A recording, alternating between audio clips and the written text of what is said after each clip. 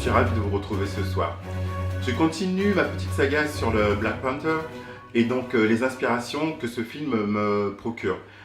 Ce soir, comme je vous l'ai dit, lors de ma première vidéo sur ce sujet, je vais vous présenter une autre petite démonstration inspirée pour aujourd'hui de Lupita Nyong'o et donc de la coiffure qu'elle porte dans le film. Je la définirais comme une coiffure à base de petits macarons que l'on juxtapose les uns à côté des autres. C'est une coiffure qui peut, en temps normal, prendre un petit peu de temps, mais moi, j'ai décidé de faire des petites recherches pour mettre au point, vous allez voir, une technique qui va être très simple, très facile, et qui va permettre en salon de pouvoir la réaliser dans un temps relativement court. Nous savons aujourd'hui que dans les salons, nous sommes toujours pris par le temps et que nous ne pouvons pas, en tous les cas, les salons qui sont consciencieux ne veulent pas garder leurs clientes pendant trop longtemps et nous devons trouver donc des solutions qui soient créatives, qui soient rapides, mais qui ne nécessitent pas d'y consacrer un temps qui soit beaucoup trop long. Donc nous allons tout de suite passer à la démonstration et je vous retrouve après. Je vais réaliser cette coiffure sur une tête malléable, mais vous pouvez bien entendu la réaliser sur tout type de cheveux. Vous aurez besoin pour ce faire d'outils de type brosse peigne à queue ou brosse à chignon. Vous aurez également besoin d'une brillantine ou d'une laque. Et pour réaliser les macarons, nous utiliserons ce petit crochet, je vous en parlerai un petit peu plus en avant. Pour progresser de façon rationnelle, sectionnez la tête de votre modèle en 4 parties et travaillez ensuite vos macarons section par section. Nous allons voir maintenant de manière plus détaillée comment procéder et comment utiliser ce petit outil, le crochet, donc qui va vous permettre de réaliser ces petits dômes, si on peut les appeler de cette manière-là, et que vous allez juxtaposer les uns à côté des autres. Vous allez donc, pour réaliser ces dômes, prendre des sections inégales pour que ce soit plus joli et plus naturel. Essayez de garder quelque chose d'organique hein, et qui ne soit pas, ce n'est pas un damier, hein, ce n'est pas le but que l'on recherche. Donc, on prend des mèches que l'on vrille, que l'on tortille sur elle-même. On fait pénétrer le crochet à la base de ces mèches que l'on continue de tortiller et l'idée est d'enserrer dans ce crochet la pointe des cheveux, de tirer doucement, de les faire passer à l'intérieur de la base de la section que l'on a pris et de faire un mouvement croisé pour venir à nouveau enserrer les pointes et former donc notre petit macaron. C'est relativement simple. Vous allez répéter cette opération sur toute la chevelure. Pour que l'effet soit réussi, il faut que les petites boules que vous créez soient inégales. Donc n'hésitez pas à faire des séparations le plus hasardeuses possible, si je puis dire, pour obtenir cet effet donc de variation de boules.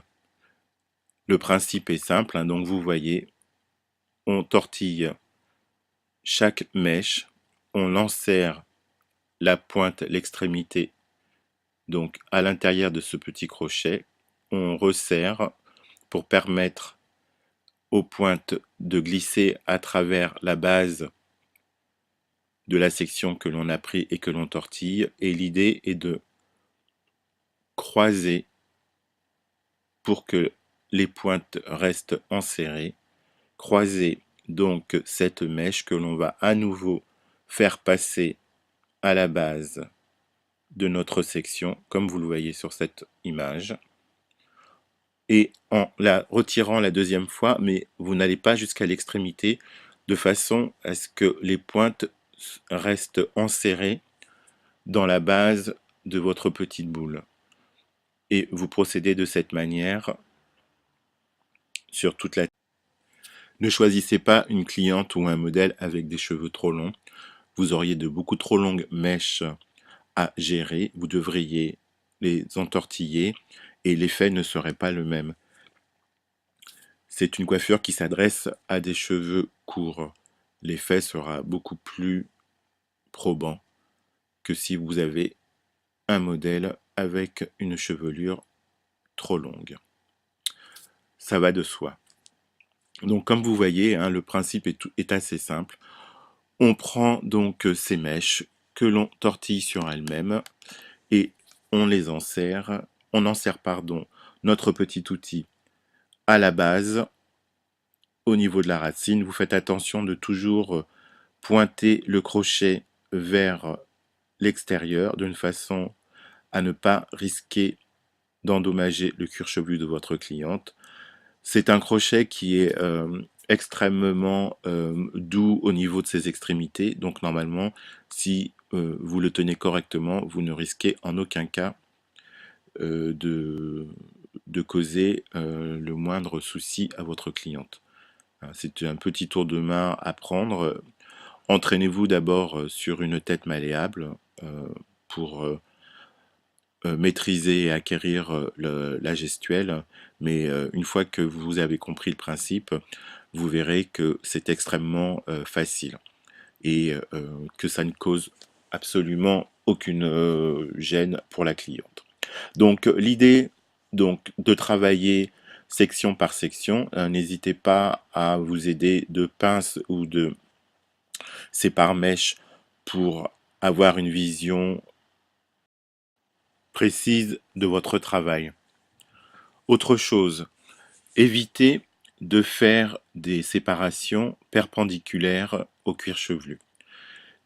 Ce serait d'un effet totalement inesthétique quand on regarde la cliente de face, parce qu'on aurait une sensation de rang de poireau, et c'est du plus vilain effet. Donc vous faites des séparations en diagonale, de façon à ce que la petite coque que vous créez cache en partie la séparation, et que vu de face, on n'ait pas de ligne perpendiculaire à l'implantation du cuir chevelu, qui est quelque chose de totalement inesthétique et qu'il faut dans toutes sortes de coiffures éviter le plus possible. À l'exception de coiffures où on cherche à avoir un effet graphique volontaire, et dans ce cas c'est autre chose, mais là ce n'est pas...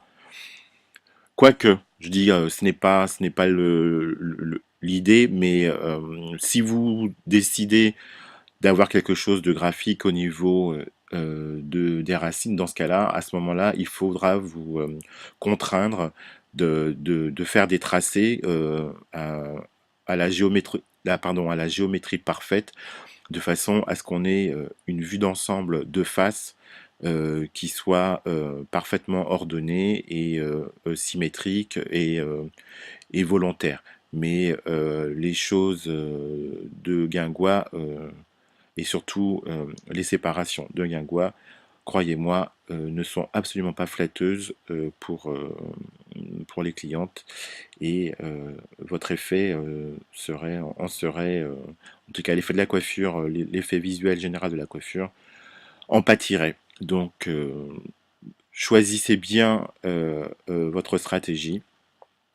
La sécurité, ou pour les moins habiles, choisissez les séparations en diagonale, et puis les personnes qui sont plus expérimentées à ce moment-là peuvent choisir de partir dans quelque chose de plus graphique, et à ce moment-là pourquoi pas effectivement, si vous le souhaitez, faire des séparations perpendiculaires. Votre imagination vous guidera, et votre savoir-faire également.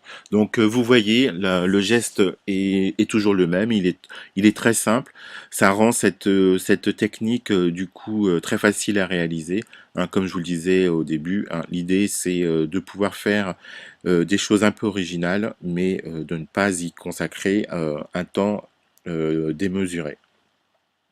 Donc grâce à cette technique que j'ai mise au point, et que vous pouvez, j'imagine, si vous avez envie, décliner de plein d'autres façons différentes, hein, parce que cet outil, on l'utilise déjà dans d'autres applications. Donc vous voyez que en fait, notre imagination peut nous permettre à l'infini de trouver des moyens d'exploiter la matière et de la modeler de façon voilà, nouvelle ou pas, parce que ben, ce type de coiffure n'est pas véritablement quelque chose de nouveau, mais par contre, la mise en œuvre et donc la rapidité de cette coiffure, je pense, grâce à ce petit outil, euh, sont innovants en ce sens qu'on peut très rapidement donc réaliser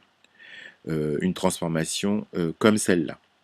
Donc, autre conseil, une fois que vous avez réalisé tous vos macarons, vous prendrez soin de les éclater un peu. J'entends par éclater retravailler la forme de façon à créer une vue d'ensemble qui soit harmonieuse et que donc l'effet final ben, soit plaisant.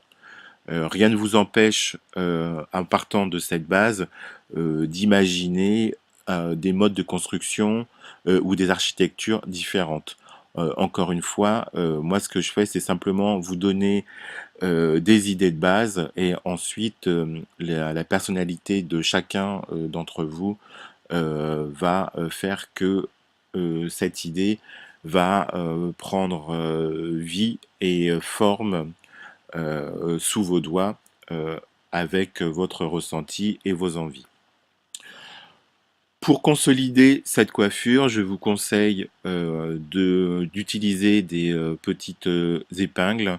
Ça va vous permettre donc, comme je vous le disais tout à l'heure, de pouvoir euh, peaufiner euh, la mise en volume, travailler les formes, les petites pointes qui ne seraient pas parfaitement dissimulées seront grâce à ces épingles cachées et vous allez de cette manière pouvoir terminer un coiffage qui aura un rendu les plus esthétiques possible. Donc ben, là, le travail des mèches, hein, il est relativement simple. Vous glissez les épingles à l'intérieur, vous les dissimulez parce que bien entendu, il ne faut pas qu'on les voie, et vous regardez la forme du visage de votre cliente ou de votre modèle et vous mettez, vous arrangez pour que ce soit le plus flatteur et le plus harmonieux possible. Voilà.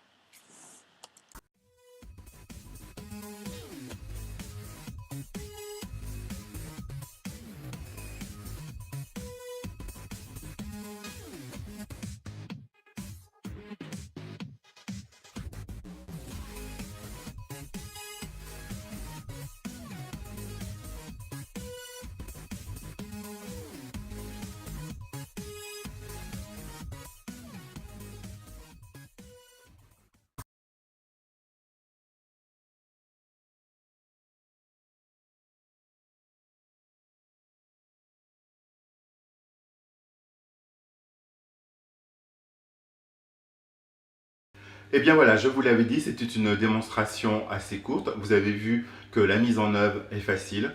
À partir du moment où vous avez ce petit outil qui est très simple, hein, qui est un crochet qu'on peut trouver facilement, si vous êtes intéressé et que vous ne savez pas, n'hésitez pas à me poser des questions en bas et je vous donnerai, je trouverai des tuyaux. En tous les cas, voilà, c'est une mise en œuvre qui est relativement simple. L'effet, je pense, est assez intéressant. On peut le décliner de plein de façons différentes. Et ben voilà, encore une fois, une manière d'exploiter les idées que ce film, dont ce film fourmille, pardon. Hein, donc voilà, plein de choses en termes de création que l'on peut voir. Moi, je vous apporte je vous donne une clé. Maintenant, à vous de laisser votre imagination faire le reste.